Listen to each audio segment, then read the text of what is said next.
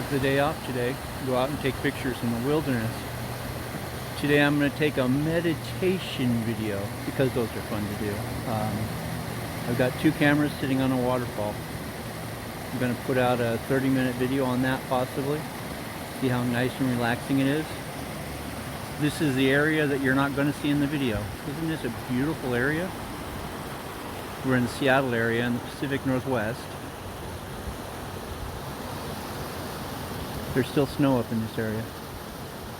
Absolutely gorgeous place. I've got 2 cameras out here right now. The GoPro camera up on the higher fall and the Sony I forgot what it was. On the Sony on the lower falls, and we're just going to take footage. Whichever turns out best is what we'll keep, or I might switch back and forth between the 2. So there you go. There's a behind the scenes look of what it is that I do.